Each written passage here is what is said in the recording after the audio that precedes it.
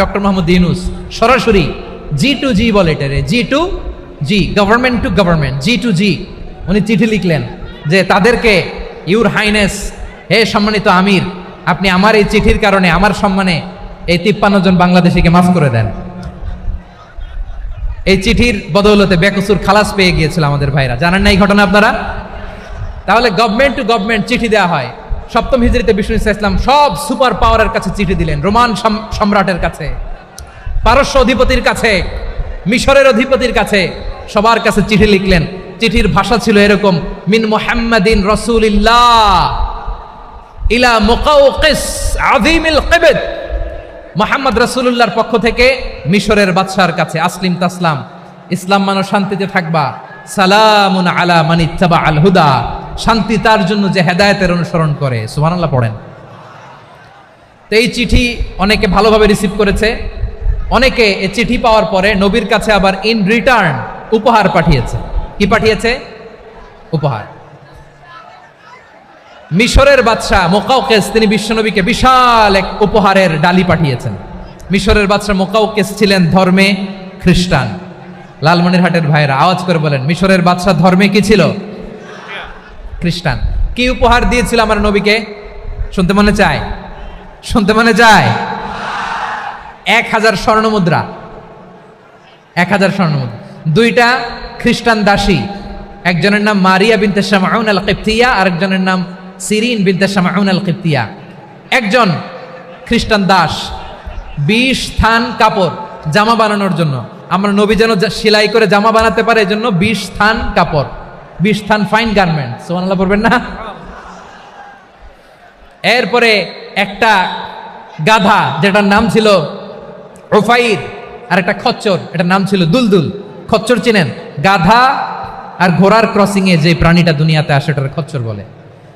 তো এই যে সুপার পাওয়ার খ্রিস্টান বাদশার কাছে নবী চিঠি লিখলেন, ওই খ্রিস্টান বাদশা আমার নবীকে উপহার দিল। বিশ্বনবী এই উপহারগুলো সানন্দে গ্রহণ করেছে। সুবহানাল্লাহ পড়বেন না? তাহলে অমুসলিম কেউ যদি আপনাকে উপহার দেয়, হালাল উপহার হলে আপনি গ্রহণ করতে পারবেন। অনুরূপভাবে পারস্যের বাদশা, রোম সম্রাট বিশ্বনবীকে উপহার পাঠিয়েছেন। আমার নবী সবগুলো উপহার, গিফট গ্রহণ করেছেন। সুবহানাল্লাহ বলেন। তাহলে প্রিয় লালমনিরহাট আওয়াজ করে বলুন, ইসলাম কি ন্যারো মাইন্ডেড রিলিজিয়ন না ব্রড মাইন্ডেড? আম্মাজান আয়েশার কাছে মাসালা জানতে চায় মেয়েরা, হে আম্মাজান, অগ্নি উপাসকেরা তাদের ঈদের দিন নওরোজের সময় আমাদেরকে পাখি দেয়, নেওয়া যাবে? উনি বললেন, ওরা জবাই করে দিলে নেওয়া যাবে না, কিন্তু ওরা যদি ফলমূল এরকম খাবার দেয় এগুলো নেওয়া যাবে। তার মানে অমুসলিমদের দেয়া উপহার এটা গ্রহণ করা যায়। সুবহানাল্লাহ বলেন।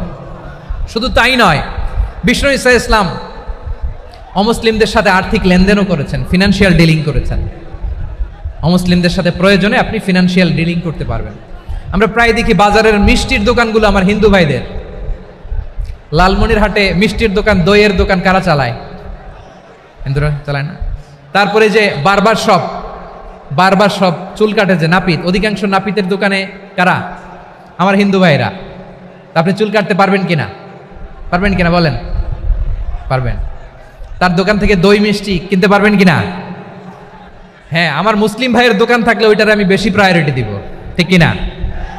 কিন্তু যদি তাদের সার্ভিস নিতে চান, প্রোডাক্ট নিতে চান, পারবেন। তার দলিল সহিহ বুখারী, আম্মা জান আয়েশা রাদিয়াল্লাহু তাআলা আনহা বলেন, ইশতারা রাসূলুল্লাহ সাল্লাল্লাহু আলাইহি ওয়াসাল্লাম মিন ইয়াহুদিয়িন তুআমান ওয়া রাহানাহু দিরআহু মিন হাদিদ।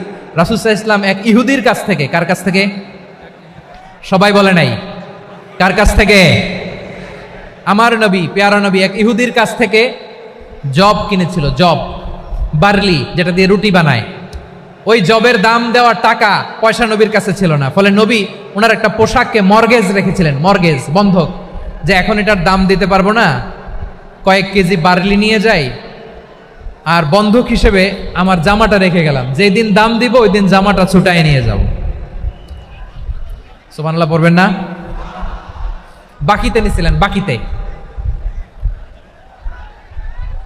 দিরআহু মিন হাদিদ, লোহার তৈরি বর্ম, মানে যুদ্ধের পোশাক, লোহা দিয়ে বানানো।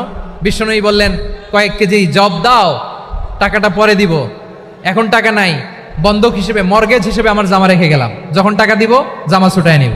আওয়াজ করে বলতে হবে সুবহানাল্লাহ। এ থেকে বোঝা গেল অমুসলিমদের সাথে ফিনান্সিয়াল ডিলিং করা যায়, অর্থনৈতিক লেনদেন করা যায়, কেনাবেচা করা যায়, প্রোডাক্ট কেনা যায়। এমনকি আমাদের মসজিদে নববীতে বারান্দায় আপনারা একটা অটোমেটিক ফ্লাইং আমব্রেলা দেখছেন? সূর্য যখন বাড়ে মসজিদে নববীর বারান্দায় ইয়ার্ডের মধ্যে অটোমেটিক্যালি কিছু আমব্রেলা আছে, সাঁ করে খুলে যায়, আর সূর্যের তাপ লাগে না। আবার সন্ধ্যাবেলায় এই আমব্রেলাগুলো ওরা ক্লোজ করে ফেলে, দেখেন নাই না? দেখছেন? এই মসজিদে নববীকে সর্বোচ্চ উন্নত মানের কনস্ট্রাকশন ইনফ্রাস্ট্রাকচার ডেভেলপ করার জন্য কর্তৃপক্ষ কিছু অমুসলিম ইঞ্জিনিয়ারের, ডিজাইনারের সহায়তা নিয়েছিল। সুবহানাল্লাহ বলেন। কোন দলিলের ভিত্তিতে? এই দলিলের ভিত্তিতে যে বিষ্ণু ঈসা ইসলাম অমুসলিমদের সাথেও লেনদেন করেছেন। আওয়াজ করে বলতে হবে আল্লাহু আকবার। শুধু তাই নয়, ইন কেস অফ ইমার্জেন্সি, প্রয়োজনে ইসলামের খাতিরে ইসলামকে সামনের দিকে এগিয়ে নিয়ে যাওয়ার জন্য অমুসলিমদের সাপোর্ট নেওয়া জায়েজ আছে। সুবহানাল্লাহ বলেন। অমুসলিমদের সাপোর্ট নেয়া, তাদের থেকে অর্থ নেয়া, পলিটিক্যাল সাপোর্ট, পলিটিক্যাল অ্যাসাইলাম নেওয়া জায়েজ আছে। আমাদের অনেক বিশ্ববরেণ্য দায়ীরা আমেরিকায় অস্থায়ীভাবে অ্যাসাইলাম নিয়ে থাকে, নিজের দেশে গেলে ফাঁসিতে ঝুলাই দিবে। যুগ যুগ ধরে দায়ীদের উপরে এরকম অত্যাচার আর নির্যাতন আছে না নাই? মিশরের অনেক দায়ীরা পাশ্চাত্যে যেয়ে থাকে। এই যে তারা পলিটিক্যাল অ্যাসাইলাম নিয়ে থাকে, রাজনৈতিক আশ্রয়, এটা জায়েজ আছে না? এটা যে জায়েজ আছে তার প্রমাণ স্বয়ং বিশ্বনবী সাল্লাল্লাহু আলাইহি ওয়াসাল্লাম পলিটিক্যাল সাপোর্ট নিয়েছিলেন অমুসলিমদের কাছ থেকে। সুবহানাল্লাহ বলেন।